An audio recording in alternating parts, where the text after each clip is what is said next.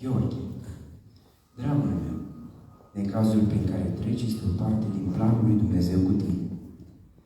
Asta e voia lui pentru tine în acest moment. Ai nădejde că va fi bine. Îmi pare rău, părinte. Nu înțeleg ce înseamnă voia lui Dumnezeu. Vrei să spui că el acum vrea răul? Dă-mi voie să spun o poveste.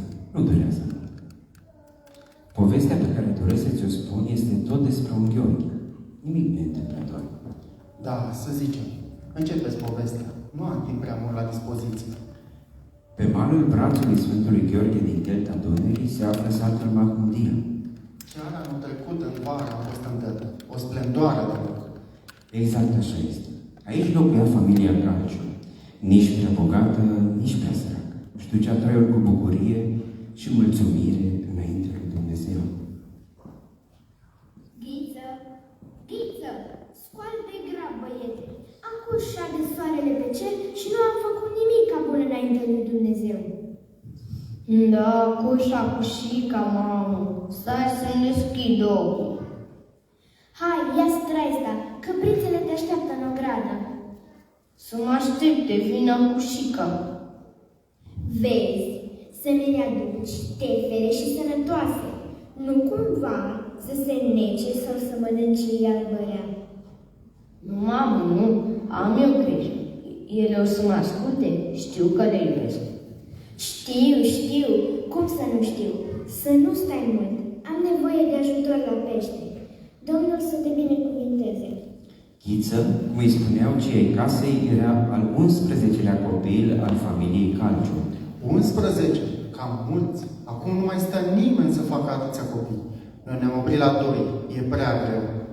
Depinde cum privește această greutate. Ghiță își iubea mama, o asculta în toate. Iubea tare mult și animale. De aceea mergea cu drag la pescut, fără să se supere că e prea de dimineață trezit. Mamă, căprițele sunt tefere. Ne-am dus înapoi în țară. Ne-am distrat de minune. Sunt tare vesele. Bine, Ghiță, ia peștele ăsta și du la Nea Ion. Să te porți frumos cu oricine îți iese cale. Să nu faci vreo faptă rea. Numai mâine, nu-i poi mâine și ne găsește învierea. Să o primim cu gândul bun. Da, mamă, o să fac cât pot eu de bine. În satul lor exista o regulă de aur. Oamenii se respectau între ei, erau credincioși și căutau să facă cât mai mult bine. Dacă făceai un rău, te certa toată lumea și era o mare rușine. Preotul avea mare grijă ca oamenii să respecte această regulă, încurajându-i să facă tot mai multe fapte bune. Sărut mâna, părinte! Să trăiești, școlarule! Văd că ești bucuros. Câte fapte bune ai făcut azi? Am dus caprele la pescut. Acum duc peștele ăsta la Nea Ion. Bravo, Ghiță! Ai 2, dar dacă faci 3, e numele Sfintei Treimi. Aștept să mi-o spui și pe a 3-a data viitoare când ne vedem. Să ai înger bun la drum. Frumos. Din păcate, oamenii din ziua de azi s-au cam sărbăticit. Nu mai știu cum să facă cât mai mult rău ca să le fie bine. Copiii nu mai ascultă de părinți. Știți și dumneavoastră problemele acestea. Chiar prea bine, dar nu toți oamenii sunt așa cum spui. Mulți părinți își cresc copiii foarte atenți și echilibrați, cum făcea și mama lui Ghiță. Ea îi îndruma să fie puternici în fața ispitelor. Mamă, Nea Ion a zis că îți mulțumește. Te mai ajut cu ceva? Aș vrea să merg la pescuit. Adă-mi și mie din cămară sacurile la mei cu făină. Vreau să fac pâine, să avem până după Paști. Uite sacul! Dar ce bine arată smântânica asta! Ghiță! Ce bine ar merge cu pâine caldă și cu sare! Ghiță, ce faci de nu mai vii? Sacul e după ușă. Ori ai dat cu degetele prin smântână? Mamă, dar e așa de bună! Măi, Ghiță, nu te da așa ispite. Diseară mergi la spovadă. Mai sunt 2 zile până la înviere. Mai rabdă puțin. Ai dreptate, mamă. Aș putea să mai arate. Chiar acum mă duc să mă pregătesc pentru spovadă. dovadă. Vin imediat să cer și iertăciunea. Părinte, dar e greu pentru un copil să țină post. Nici oamenii mari nu reușesc asta. Mie câteodată mi se pare imposibil. Postul nu e greu de ținut dacă îl exersezi. Azi un pic, mâine un pic. Mamă, tată, frați și surori, iertați-mă. Mereu am zis că o să fiu mai bun și nu am fost. Noi te iertăm. Să-ți ierte Dumnezeu păcatele. Și să ne ierți și pe noi. Ce moment frumos! Așa era obiceiul la ei în sat, înainte de spovedanie și împărtășanie, să ceară iertare celor din casă, dar și vecinilor. Asta chiar e o poveste. În zilele noastre n-ai să vezi așa ceva. Povestea asta a fost reală, poate fi și acum, de noi depinde. Da, Uite un alt lucru frumos. La ei în sat nu lipsea nimeni de la liturghie duminica. e real. Fizic nu ai cum să mergi de fiecare dată. Ești obosit, poate uneori nu ai chef. Și când să mă duc și eu, copiii trag de mine, să plecăm cât mai repede. Așa că ne întoarcem acasă. Pentru mama lui Ghiță nimic nu era imposibil. Nu se gândea că nu are chef sau că e obosită, fiindcă avea totuși 11 copii. Cei mai cei, acum imediat e Sfânta Evanghelie. Mamă, ne dor picioarele pe toți. Vrem să stăm jos. Lasă-ne să ne ducem la băncuța aia mică de la poartă. Mamă, voi nu știți ce înseamnă rugăciunea și nu știți să vă rugați lui Hristos pentru că sunteți copii. Dar durerea picioarelor voastre este rugăciunea voastră către Dumnezeu. Asta e rugăciunea voastră. Să-i dați lui Dumnezeu durerea. Haideți înapoi. Da, era o doamnă mai specială. Avea cuvintele la ea, cum s-ar zice. Și noi putem face asta, dacă ne dorim cu adevărat. E un lucru important să putem fi modele pentru copiii noștri. În cazul ăsta eu nu sunt un model pentru ai mei. Ce pot vedea la mine dacă habar nu am să mă rog? Mama lui Ghiță vorbea cu Dumnezeu tot timpul, așa cum vorbim noi acum. Privește. Doamne, de ce găinile mele nu mai fac ouă? Vreau să hrănesc copiii aceștia. Ajută-mă, Doamne! Asta poți să faci și tu și oricare dintre noi. Dacă ne obișnuim așa, copiilor nu le va fi greu să le imite. Ca să înțelegi mai bine, uite ce gând i-a venit într-o zi lui Ghiță. Ce interesant! Părintele i-a zis că un călugăr i-a cerut lui Dumnezeu să-l ajute să treacă peste o apă și apoi a putut trece apa ca pe uscat. Mama vorbește mereu cu Dumnezeu. Oare n-ar putea să-i cer și eu ceva? Gata! Știu ce să-i cer! Doamne, te rog ajută-mă și pe mine, cum l-ai ajutat pe călugărul acela, te-a trecut peste apă, să trec și eu prin urzici fără să mă piște.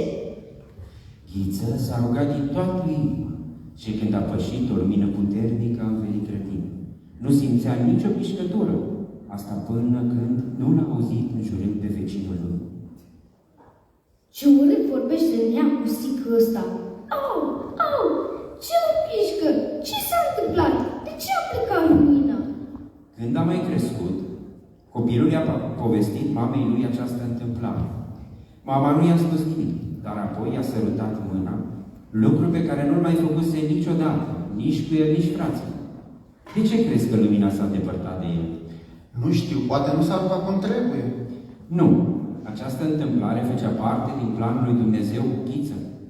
El a îngăduit să-i se întâmple asta pentru ca mai târziu să înțeleagă că atunci când gândim rău despre cineva, cum a făcut Ghiță cu vecinul, liniștea, pacea, care sunt semnele prezenței Harului Divin în om, se retrag.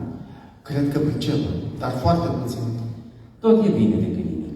Ei, Ghița nostru creștea pe zi ce trecea și iată licean la Tulcea. După terminarea liceului va urma facultatea de medicină pentru 2 ani, după care va fi arestat. Vai de mine, dar pentru ce? Au omorât pe careva? Vremurile prin care trecea țara noastră nu erau bune. Comuniștii ajunseseră la putere prin falsificarea alegerilor. Lumea era nemulțumită și își dorea o schimbare. Însă toți cei care vorbeau despre acest lucru erau arestați, fiind considerați dușmanii țării. Asta e culmea. De ce aș fi arestat pentru că mi-am exprimat punctul de vedere? Nu e normal. Ce s-a întâmplat cu Ghiță?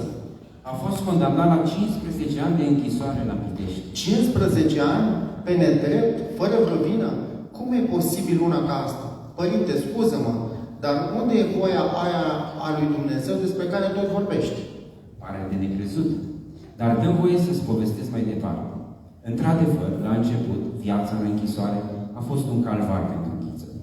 Era foarte greu de suportat. Numai el știe câte bătăi și chinuri a suferit, fără să fie avut vreo vină.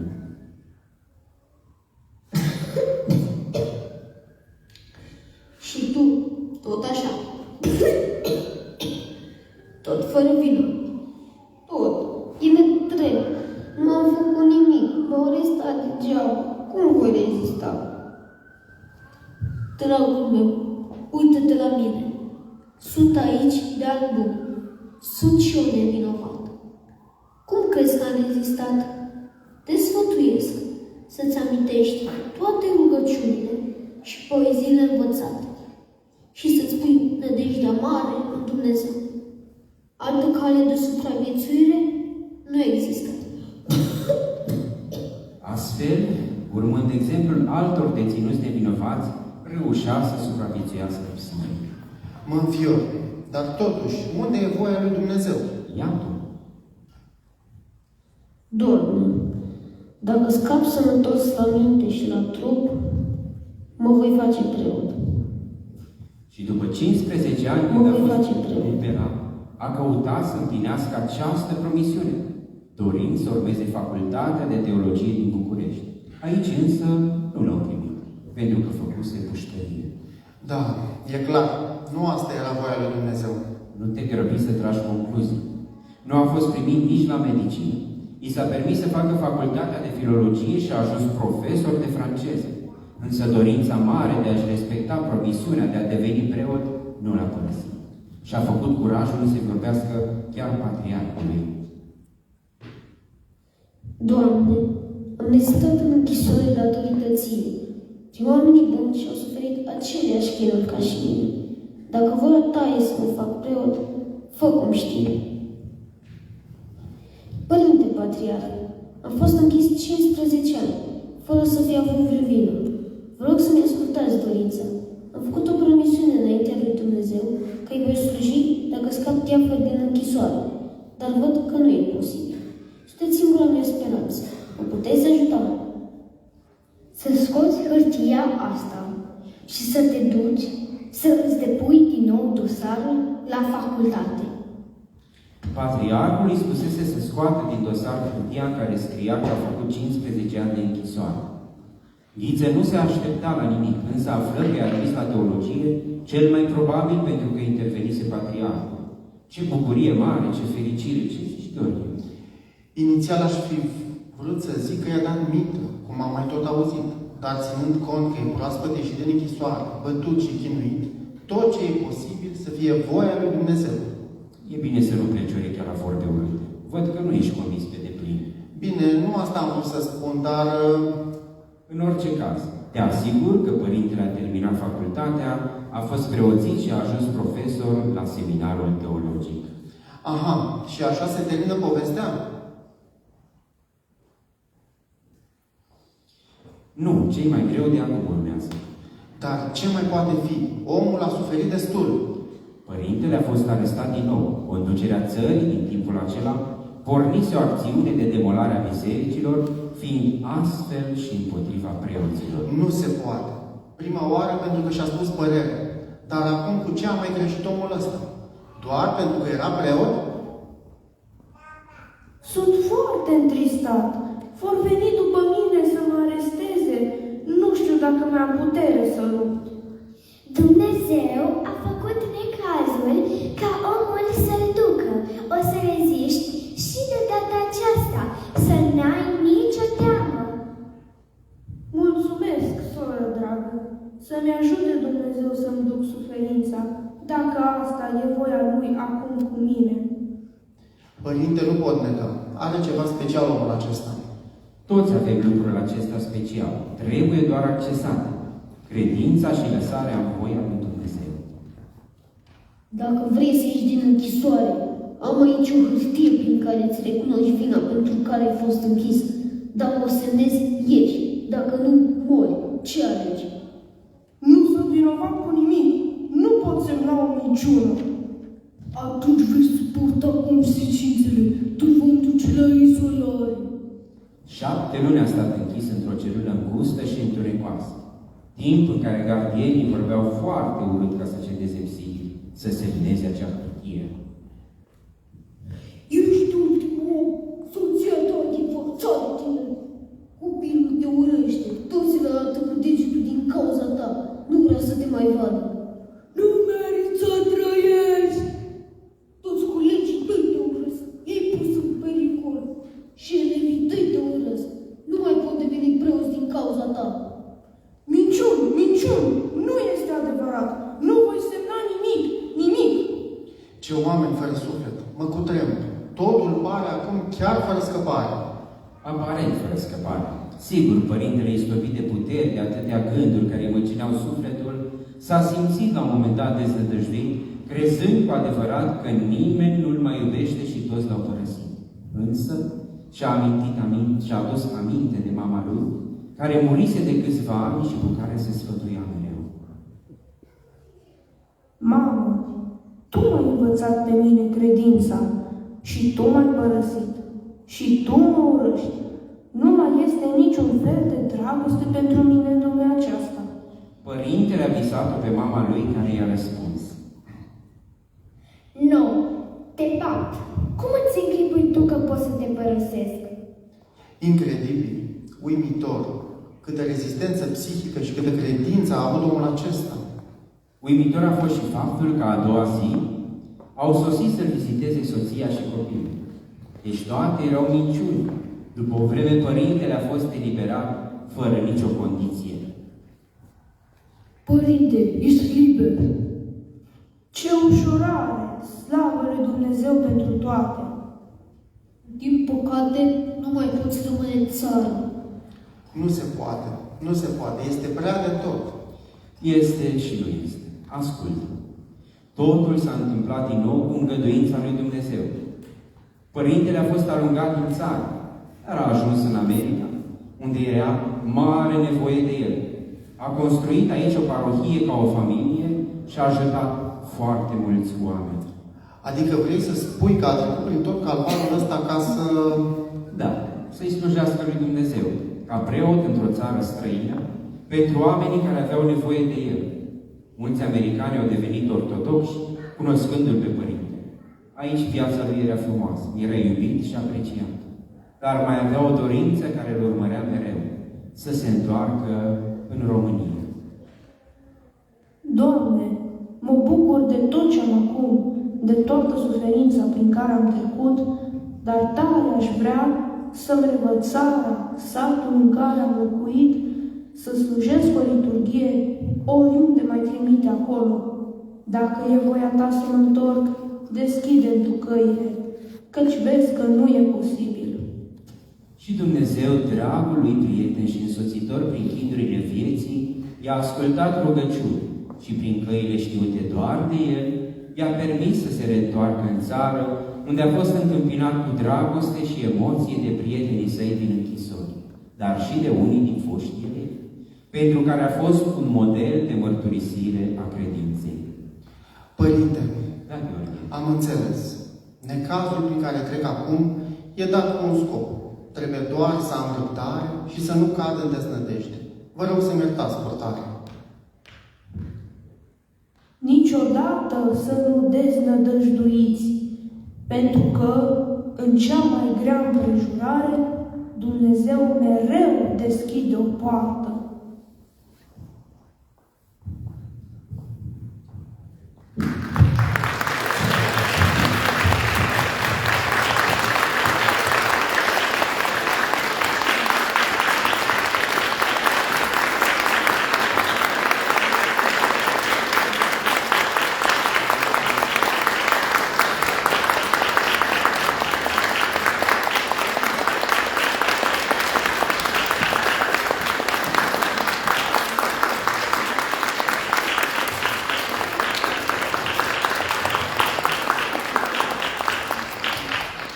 Mulțumim și dăm slavă lui Dumnezeu pentru această seară minunată.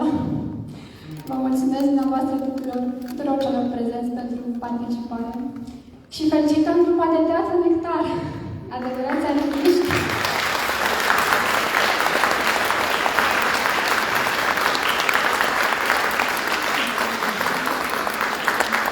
Mulțumim tare mult și ne încurajăm și pe mai departe.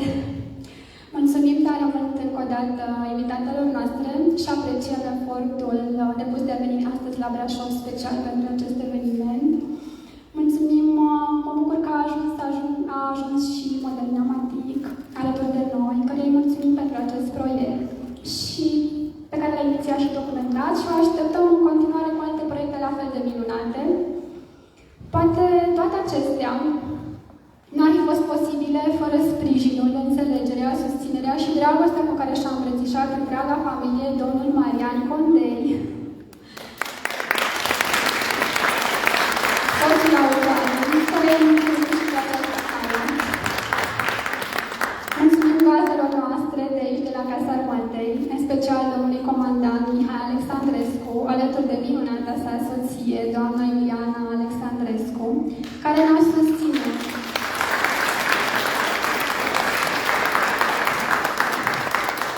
Ne-au susținut și ne-au încurajat ca de fiecare dată pentru a organiza aici împreună astfel de evenimente de suflet și pentru suflet. Nu în ultimul rând, și cu asentimentul dumneavoastră voi mulțumi din partea tuturor celor prezenți, autoarei cărții, Andreea Condei, pentru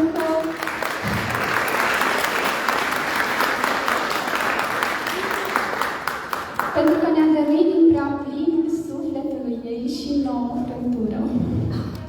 Mulțumim, Andreea, și te așteptăm cu alte gânduri frumoase scrise cu penelul maestriei tale.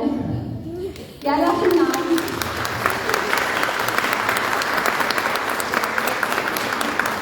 familie de artiști, de la mic la mare, urmează Luca. Iar la final vă mulțumesc personal din partea librăriei Epifania, ce vă așteaptă cu drag să-i treceți pragul. Vă veți găsi pe rafturile acestea o varietate de cărți ce vă așteaptă cu minte să le descoperiți. Pe lângă cărți, daruri de suflet, avem și rechizite școlare, produse Neraplan. Realizăm la comandă diverse produse personalizate și multe altele. Iar acum, mulțumindu-vă încă o dată pentru participare, vă invit la standul nostru și, bineînțeles, cine dorește un autograf de la Andreea. O seară plăcută în continuare!